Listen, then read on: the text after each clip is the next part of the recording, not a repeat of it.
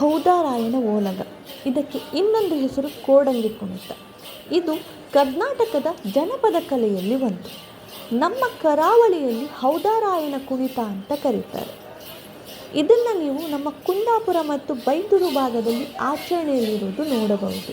ಇದು ಅವನತಿಯತ್ತ ಸಾಗಿದ್ದರೂ ಕೂಡ ನಮ್ಮ ಬೈಂದೂರು ಮತ್ತು ಕುಂದಾಪುರದಲ್ಲಿ ಸಾವಿರ ಹಣ್ಣಿನ ವಸಂತ ಪೂಜೆ ಮಾಡುವಾಗ ತುಳಸಿ ಕಟ್ಟೆಯಲ್ಲಿ ಈ ಆಚರಣೆ ಮಾಡುವಂಥದ್ದನ್ನ ನೀವು ನೋಡ್ಬೋದು. ಹಾಗಿದ್ರೆ ಹೌದರಾಯನ ಓಲಗ ಎಂದರೇನು? ಇದರ ಹಿಂದಿನ ಪ್ರಾಚೀನ ಇತಿಹಾಸ ನೋಡೋದಾದರೆ, ಹೌಂದೇರಾಯ ಎಂಬ ತುಂಡರಸ ಜೈನ ರಾಜರಿಗೆ ಸಾಮಂತನಾಗಿ ಬಾರ್ಕೂರು ಸಂಸ್ಥಾನ ಆಳುತ್ತಿದ್ದ.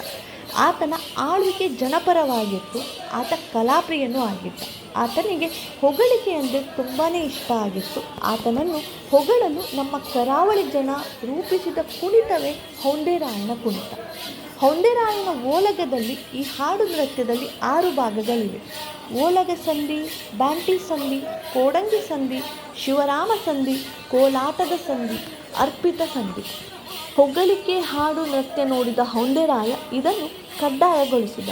ರಾಜನನ್ನ ದೇವರೆಂದು ಕಾಣುವ ಜನರಿಂದ ಹೌಂದೇರಾಯನ ಕಾಲ ನಂತರವೂ ಕಲಾ ಪ್ರಕಾರವಾಗಿ ಮುಂದುವರಿದುಕೊಂಡು ಇಲ್ಲಿವರೆಗಿದು ಆಚರಣೆಯಲ್ಲಿದೆ.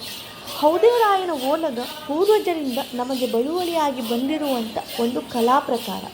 ಇದು ಆವಾಸ ಅಂಚಿನಲ್ಲಿದ್ದರೂ ಕೂಡ ನಮ್ಮ ಬೈಂದೂರು ಮತ್ತು ಕುಂದಾಪುರದಲ್ಲಿ ಇದು ಇನ್ನೂ ಆಚರಣೆಯಲ್ಲಿರುವುದು ನೀವು ನೋಡ್ಬೋದು.